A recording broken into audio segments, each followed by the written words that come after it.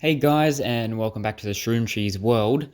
And today I was preparing for war, yet again.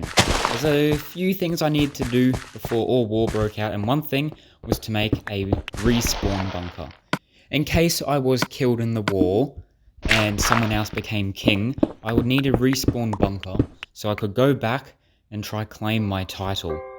So I set to work digging out a hidden area in a spruce forest, and tried to make it look somewhat decent. I wasn't too concerned on the looks. All I really needed was an area to store my Wrath of Steve sword and to put my bed. So I started working on the bedroom area immediately, as that was the area that was most valuable.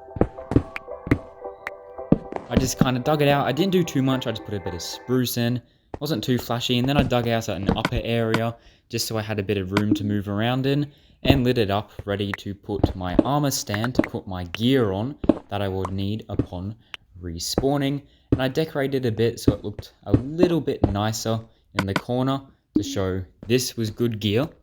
This is the King's gear. King Steve. You don't mess with King Steve. That's my gear. And so I was quite happy with the surrounding area and decided to go fly around, as I was going to get a few little bits and pieces, as I had to do a few other things. Now, I was happy with this secluded spot I'd left it in, but I was coming back to go put in my armor stand, as I'd be needing that. So I flew into the area, and I was looking around trying to figure out where it was, because I was a little bit unfamiliar with the territory here, as I hadn't spent too much time in this mountain on the world. So I just took a quick look around, but I was able to quickly find it, as the trees in the area I did recognize. So I headed down, put in the bed and the armor stand. Soon, I was going to be ready for war. I lit up the bedroom area a bit just to ensure it was safe, however, because lighting in this version does work kind of weird, and it's kind of hard to tell if something is going to spawn or not. So I am looking forward to when I update and getting lighting that actually makes sense. So that should be fun.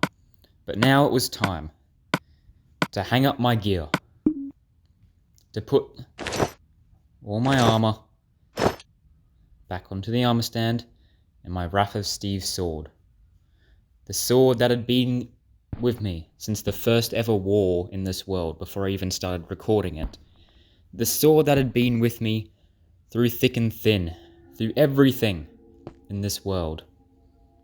It was here for me if I needed it. If I died and lost my status of king, it would be here waiting for me. Now, I was happy with how the armor stand was, and I thought to myself, you know what, I'll just leave all this on here, I won't touch it before the war, just so I have diamond armor back, or just make iron armor. I wish I did that, but not long after this episode, I took the diamond armor off it, just the armor. And the armor never came back. But you'll see how that unfolds over the next few episodes, as things really started going downhill from here for me, which changed the entire events of what was to come.